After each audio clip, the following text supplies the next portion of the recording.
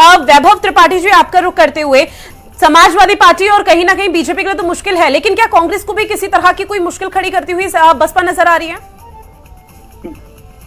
चर्चा ये होनी थी बहन कि एनडीए की सरकार जा रही है, इंडिया की आ रही है, आप बसपा को लेके बैठ गए। नहीं सर, तो चर्चा आपके हिसाब से नहीं होगी ना, चर्चा का टॉपिक आप डिसाइड तो नहीं करेंगे। एंड मैं क्या बोलूंगा, आई विल डिसाइड, ओके?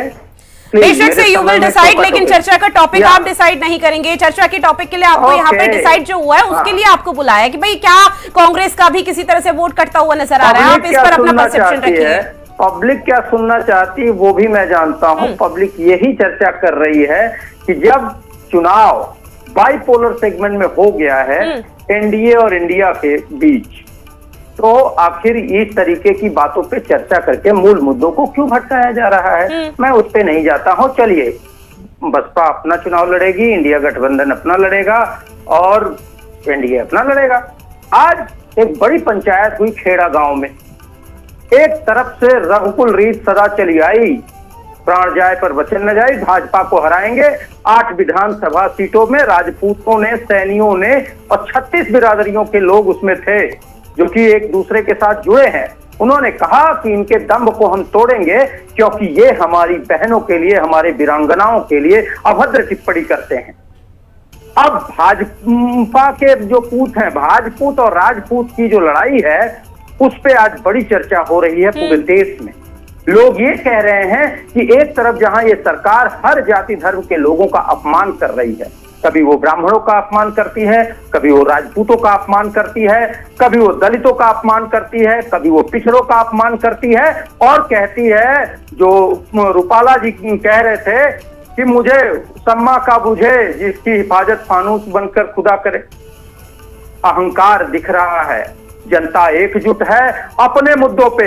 एक तरफ जहां इंडिया है वो स्वस्थ भारत, शिक्षित भारत और खुशहाल भारत की बात कर रहा है, जो ये कह रहा है कि सबको रोजगार देंगे जिससे खुशहाली आएगी। वो ये कह रहा है कि महिलाओं को अधिकार देंगे, आधा 50% रिजर्वेशन देंगे जिससे उनके जीवन में खुशहाली आएगी। 1 लाख रुपए सालाना उनको देंगे जिनसे उनके बच्चे कुपोषित नहीं होंगे, स्वस्थ भारत बनाएंगे। वही प्रधानमंत्री मोदी कहते हैं कि आने वाले 5 साल हम 5 किलो राशन और देंगे और आपके बच्चों को दाल सब्जी नहीं नसीब होगी, सिर्फ गेहूं और चावल पे आप कुपोषित बनिए। ये सवाल बड़े हैं। रोजगार के लिए आज जहां युवा जुड़ रहा है, किसान अपने एमएसपी के कानून के लिए जहां जुड़ रहा है, जहां ये चर्चाएं हो रही हैं, किसानों ने एकजुट होकर कहा है कि इस सरकार को हटाएंगे, राजपूतों ने कहा है, ब्राह्मणों ने कहा है, दलितों ने कहा है, पिछड़ों ने कहा है। वो एक तरफा बाइपोलर सेगमेंट में सारे लोग इंडिया के साथ जा रहे हैं। अब उसमें इंडिया से इतर जो तीसरी शक्ति आप बनाने की बात कर रही हैं वो जनता नहीं चाहती। और जनता मैं नहीं बना रही हूँ सर, मैं नहीं बना रही हूँ, बस्पा बना रही है, बस्पा बना रही है। और कांग्रेस जो यहाँ पर पॉइंट्स रख रही है किस आधार पर रख रही है? उत्तर प्रदेश में कहाँ हो आप लोग? बिल्कुल, अरे उत्तर प्रदेश में हम नहीं हैं। 10 साल से प्रधानमंत्री मोदी जी सरकार में है लेकिन कोसते कांग्रेस को ही है। हम नहीं है, बावजूद इसके प्रधानमंत्री मोदी के हर बयान में कांग्रेस नजर आती है, गांधी परिवार नजर आता है, राहुल गांधी नजर आते हैं। अब आपको ये बात अगर नहीं समझ आ रही है तो अलग बात है। नहीं, अगर उत्तर प्रदेश में आपने प्रधानमंत्री नरेंद्र, मैं उत्तर प्रदेश की ही बात कर रहा हूँ। उत्तर प्रदेश में बीजेपी को बड़ा नुकसान होने वाला है। ठीक है रत्नाकर जी, जवाब दीजिए। अहंकार आप लोगों में कूट कूट कर भरा हुआ है उत्तर प्रदेश की जनता। देखिए, ऐसा है कि प्रधानमंत्री के संसदीय क्षेत्र बनारस में एक एम्स स्वीकृत किया था पूर्ववर्ती कांग्रेस सरकार ने। प्रधानमंत्री के संसदीय क्षेत्र में तो एम्स बनना नहीं, अब जौनपुर में एम्स बना रहे हैं तो ये हास्यास्पद है। चुटकुला सुना रहे हैं भाई, कोई बात नहीं। वो जौनपुर इस देश में नहीं है क्या? जौनपुर इस देश में नहीं है, जौनपुर बनारस में ही है। किस तरह का? बनारस पाकिस्तान में है क्या? बनारस पाकिस्तान में है क्या? बनारस पाकिस्तान में है क्या? शर्म नहीं आती है आपको? स्तर अपना इस्तेमाल अरे अपना स्तर सुधारो। प्रधानमंत्री के अभी कृपा शंकर जी के ऊपर ही भाजपा के लोग भ्रष्टाचार के आरोप लगा रहे थे। अचानक से वो दूध के धुले हो गए और वो बहुत सहज स्वभाव वाले हो गए। ठीक है, मुझे उन पर टिप्पणी नहीं करनी है। वो कैंडिडेट हैं, लड़ेंगे। और हमने धनंजय की पत्नी को वो टिकट नहीं दिया है, बसपा ने दिया है। तो एटलीस्ट भाजपा के साथी को ये समझना चाहिए कि हम अगर देते तो बात होती। हमसे सवाल करते, बसपा की से उनको टिकट मिला है तो वो जाने। लेकिन हम ये जानते हैं कि एक तरफ गरीबों का 10 साल ये विकास का दावा करते हैं, 100 करोड़ लोगों को 5 किलो राशन के लाले पड़ गए, मुफ्त में देना पड़ रहा है, और प्रधानमंत्री जी कहते हैं आगे 5 साल और 5 किलो राशन मुफ्त में देंगे। दूसरी तरफ हम कहते हैं कि गरीबों को हमने 25 करोड़ लोगों को गरीबी रेखा से बाहर निकाला था, इन्होंने 100 करोड़ लोगों को गरीबी रेखा में डुबो दिया। 5 किलो राशन का विकास इनका कैसा है? 205 लाख करोड़ का कर्ज देश पे हो गया, जो कि 51 लाख करोड़ का था।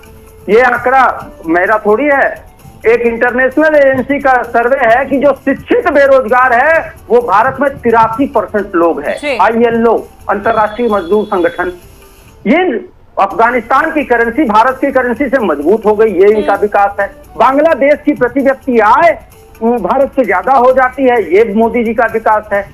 अरे विकास पे भी आप पैरामीटर पहले तय कीजिए ना। आप बता दीजिए कि भारत में 100 स्मार्ट सिटी का वादा लेके 2014 में आए थे, कौन कौन स्मार्ट सिटी बनी? 10 नाम बता दीजिए। IIT एम्स की बात कौन से आपने खोले, ये बता दीजिए। दूसरी एक और बात ये लोग बड़ा तेजी से कहते हैं कि हम गरीबों की आय दोगुनी करना चाहते थे, गरीबों की आय आधी हो गई। उर्वरक, संयंत्र, इन सभी चीजों के दाम बढ़ गए, डीजल पेट्रोल के दाम बढ़ गए, महंगाई 3 गुना हो गई, बिजली के दाम 3 गुना हो गए।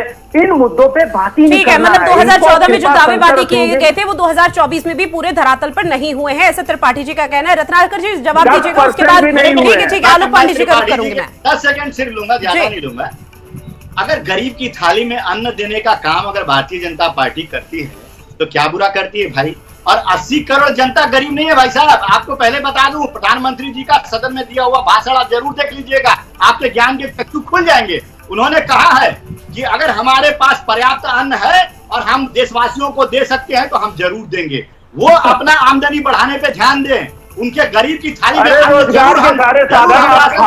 पहली चीज। और दूसरी चीज, बच्चे की नौकरी आप खा गए। दूसरी चीज कह रहे थे विदेशी एजेंसी न्यूज पे ज्यादा भरोसा करते हैं, हिंडनबर्ग के रिपोर्ट पे ज्यादा भरोसा करते हैं। ये अमेरिका जाते हैं तो वहां पे जाके भारत की बजट आपने गिरा दिया, तो ये विदेशों पे ज्यादा भरोसा करते हैं। जानकारी नहीं है, विकास के बारे में लिखते हैं आपको। ठीक है, आलोक पांडे जी आपका सीधा रुख करते हुए सर, क्योंकि देखिए मायावती की माया अपरंपार है, ये कहावत उत्तर प्रदेश की सियासत में बसपा के लिए यहाँ पर इस्तेमाल की जाती है। ठीक है सर, आलोक पांडे जी का रुख कर रही हूँ मैं। ठीक है सर, ठीक है।